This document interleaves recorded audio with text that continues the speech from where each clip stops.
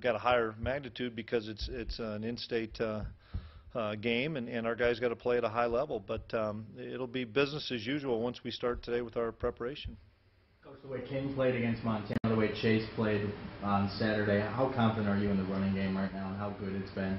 Well, it's been pretty good, and you got to throw Lance Dunn in there, and Lance had one long run taken away from him on a holding penalty, but Lance is doing some good things. Bruce Anderson's doing some good things. I mean, we're not going to just lock into one guy. We can't. That's just not what we are. I don't know if one of those guys could be a 30 carry a guy player right now, so we're going to keep playing all four, and even Darius Anderson's probably got to get in that mix a little bit more. So I'm confident in the running game, but it's still going to be by committee. We saw you shuffle in a lot of guys on the O-line. Were you pleased with what you saw out of those young guys? Yeah, I really was. Tanner Volson really stuck out to me as doing a nice job for the snaps he had. Zach Zemer, who started in place of Zach Johnson, I thought played really well. When you're playing alongside of Joe Haig, you look a lot better, I think, at times, as far as Joe Haig really dominated that football game. The more you watch him up close, it was as good as I've seen Joe Haig play, and pushing the line of scrimmage and controlling things. And Joe was a dominant football player, and it led to us being really successful running the football. But all those other young guys are going to continue to progress this week, and they're going to take a lot of reps, and they're going to have to play some. Gets healthy again, do you see yourselves keeping a healthy rotation in there? Yeah, but probably limited with those guys spelling, the Zachs and Jack Plankers and those guys. But they're going to have to be able to get us through a game, a spot start, or if somebody gets nicked up throughout our conference season. These reps are getting not only in the game last week, but the practice the week before, and then practice this week and in game. It's going to be invaluable to those guys. You said Volson stood out to you. Did he kind of up his stock maybe in his playing time? Well, it just depends. Not necessarily. I mean, he does some things really well, and he's got to improve in some areas. But I thought he did some good stuff. So we'll kind of see how this week works out. That's one great thing about young offensive linemen is the practice is so valuable for those guys. And Coach Riley and Coach Polasek will evaluate those guys as the week goes on to say, are we going to play Volson a little bit more? Are we going to play Zemer? Are we going to play Triplett? We're going to play Bacon. And those guys got to continue to improve at practice. During the game, the defense definitely got your blood pumping a couple of times. What were you seeing out there that was maybe frustrating you, and what's the pressure point that you guys need to improve on this week that you saw on the tape? Well, the only thing that really disappointed me was the big play. I mean, it was a technique error, and we can't have that happen. And it wasn't just that play; it was a sequence of plays. We turned the ball over, which took all the momentum away. Or we're going to go up 14-0, and we could have been up 42-0 at halftime. In reality, if we had kept it in and scored there, but then how that flipped, and it was a potential 14-0 game to a 7-7 game, and all the momentum's on their sideline. That's what I was frustrated about. But our guys responded and really rallied in that second quarter and took that momentum back, and it started with Carson, because Carson had an unbelievable second quarter. Obviously, Chase was special there too, but Carson really led us on offense. How did Carson come out of the game? Really well. I thought he was sore a little bit on Sunday. I visited with him on Sunday, but didn't re-injure or anything, and he'll be full go this week. Anything stand out to you, surprise you when you look at North Dakota on tape at all, Chris? Well, I know how good they are on defense, how physical they are. I think Bubba does a great job. Schmidt does a great job. I mean, you can watch from Southern when I was at Northern Iowa playing them to when I've been here and playing them. They're so sound defensively. They create so many issues because they've got such a great blitz package. The guys know their defense. So they've been playing at a really high level defensively, and I've been really impressed with the quarterback and running back in the first couple of games. North Dakota's rush defense has barely given up any yards, and you guys pride yourselves on running the football. Is there going to be a charge to the O-line and the backs to take advantage of the game? Well, it'll be a challenge. There's no question. They do a great job of controlling the run and making you one-dimensional. Now, that being said, we still have to try to run the football. We've got to be able to establish the line of scrimmage. We're not a team that's going to go throw it 50 times and think we're going to come out with a win. That's just not our game plan, and it's not something that we would be successful. So we've got to be able to run the ball. We've got to be creative in maybe how we do it, because the great thing for us is to watch the Wyoming stuff and see what they did, because there's some parallels. We do some things differently than Wyoming. We're doing a lot more things differently on both sides of the ball than you would have said people would think from afar. But we've got a great challenge ahead of us rushing the football, and we've got to find a way to establish a run. Are you still similar to Wyoming West Coast offense, or is that where you're getting at? Yes and no. As far as the formations you'd see, yes, Jeff. The plays are quite a bit different anymore. Are you going to address the kids at all about this week with all social media, everything going on in the world today? There's going to be a bunch of stuff going around about UND, NDSU. Are you going to make any special mention to the kids about that or anything? Yeah, we already did. And just our focus has to be on preparing for the next football game. I realize the importance of this game, but we can't get caught up in that from a player's perspective. We were really good last Saturday because our guys were focused at practice Monday, Tuesday, Wednesday, Thursday at the task at hand. And we have to do that this week as well. Obviously, there's going to be a lot more media around because of the game, but we can't get caught up in that. The guys can't. They've got to focus on their job and what they have to do to be successful on Saturday. Old coaches like Rocky Hager and Roger Thomas used to really embrace this week and make no secret that it was a big deal and all that stuff. Is there any of that from you at all, just strictly this is a business? No, it's a big game in the fact of it means a ton to our university, means a ton to our alums that played in this, but in the same respect, we're not in the same conference.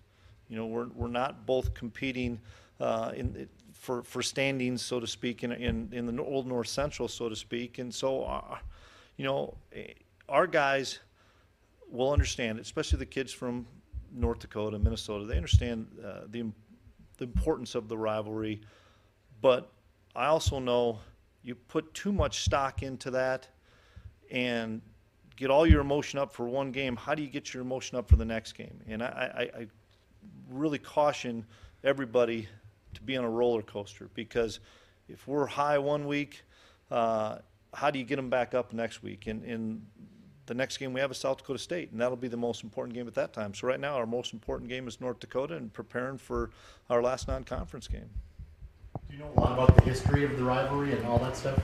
I've learned quite a bit, in talking to Don Morton and in talking to Simmers and talking to Mike Favor and Snuffy Byers and Chad Stark. I mean, all the guys that I reach out to, you bet. And that was also when it was played every year too. So we'll focus on this game, but our guys understand the importance. Did you ever see that documentary Fire and Ice? Pardon me? Did you ever see the documentary when it's called Fire and I Ice? have not seen that, Jeff. What did some of those old guys you talked to say about the rivalry game to you? Just how important it is for the program, how important it is for our alums, how important it is, and how it's going to be a physical game. And it doesn't matter if it's North Dakota, and I know that is this week, or if it's Weber State, or if it was South Dakota State or Coastal Carolina, whoever. Everybody's going to give the Bison their best shot. We're still at a place where we've lost 2 games since I've been head coach, and they've bum rushed the field both times, right? At Northern Iowa and at Montana. So, guys, everybody, it doesn't matter who you are, gives the Bison their best shot. And there's going to be no different this weekend. UND will be fired up, ready to play, and I think it's going to be a 4-quarter great football game. Coach, what does Keaton Studzer do so well at quarterback and give you some problems on Saturday? Well, I like the way he's composed in the pocket. He's athletic enough to get out of the pocket and make some plays. He looks coverages off. He looks really comfortable out there. Now, granted, this is just through the couple games that I've seen, but I've been really impressed with his poise, his athleticism, his ability to throw the football. He's a really good quarterback. Were you surprised? Were you surprised at all the way John Santiago had success for them on the ground, being a kid who hasn't had a lot of experience at running back, come in and do what he did against Wyoming? Yeah, well, they blocked really well up front. I thought they dominated the line of scrimmage. I mean, that's the thing that jumps out at you when you watch that game in particular is their front knocked Wyoming's front off the football, and he was a special player. He made people miss. He beat you with speed. He was a powerful guy. I was really impressed just in general with not only that young man, but how they knocked him off the football. Chris, how do you feel about your defensive line after 2 games? I'm really impressed with our defensive tackles right now. I think Nate and Brian are playing really well. We were able to spell them last week with Steidel, who's getting better and better, and I've been really impressed with Aaron. Aaron was our player of the game in the defensive tackle position. He's going to allow those Brian and Nate to get a few more reps off and be fresh as the third and fourth quarter go along. Brad Ambrosius is playing at a high level. Greg Menard's doing some really nice things. And then Stanley Jones is coming in and giving us a lift there from a pass rush standpoint. And Stan just needs reps. And more reps he gets, he missed all of spring ball. So the more reps he gets, the closer he's going to be to playing 30 plays a game rather than 15 to 20. So we're on probably a 6 to 7 man rotation right now, and very pleased with how they're playing. So Pierre had maybe a concussion. How did that end up? He did, but I was on a special teams play, but I had word that he passed the concussion protocol, so he'll probably sit today, but he'll be ready to play from what I understand. Is there anybody else that's going to be missing time for this game? Only other one that was nicked up I thought was Jalen Wimbush, backup safety, and his was a concussion, but I didn't hear any more about how he would be. Robbie Grimsley progressing. He's been involved in a couple of plays that have not gone the right way for NDSU. Yeah, and he's been involved in a couple of plays. He's made some really good plays for an 18-year-old kid. So Robbie's going to be a really good football player here, and he's continuing to learn. But for us to be successful, whether it's Robbie Grimsley or Jalen Allison or Andrew Smith, those guys have to step up and be counted on for us to make some plays, and he'll get better. I'm confident in Robbie. He's a really confident young man with a lot of ability, and he just got to continue to get reps and learn, but he'll be all right. Lynn's got some opportunities at kick returning. Is that something you're going to probably maybe tinker a little more with as the season goes along, Chris? Well, we need to see what Bruce can do back there as well. We're trying to find out between Dimitri and Bruce if they can do it from a speed standpoint and hit that thing. Dimitri didn't get enough opportunities on Saturday. There was one kicked short that he didn't really get a chance to hit it. So we're going to keep working both those two guys back there. We took Perk off it last week. He had a turf toe, so we just wanted him to return some punts. Plus, we wanted to see if some of those younger guys could do it on a kick return scenario. So we'll keep looking at all 3 of those guys, and then we'll also look at CJ a little bit on punts this week. Been in this building for some big games. How do you think Saturday will compare? I don't know. It's going to be hard to beat some of those games we've had in here with Sam Houston and Georgia Southern and stuff. But I know this. It's going to be an electric atmosphere. Our fans are looking forward to this. Our players are looking forward to this. Our alums are looking forward to this. The community in our university are looking forward to this. It's going to be a fun atmosphere. It's going to be a really good football game, I think, between 2 pretty good teams. Is there any chance, like, you kind of just threw Easton in for a series or 2 that you'll do that again? Potentially. We saw some really good things out of Easton, and he's a special talent that we'd like to continue to get reps to, because you never know, whether it's this year or down the line for years to come. He needs to continue to get some snaps. Now, whether or not it's this week, every game's probably going to be a little bit different based on what we're seeing defensively. Coach, the game is scheduled in 19. Would you like to see it continue on down the road? I'm worried about this one. Maybe that one's a question for Matt. Let's just play this one and focus on that, and we'll go from there. All right, thanks.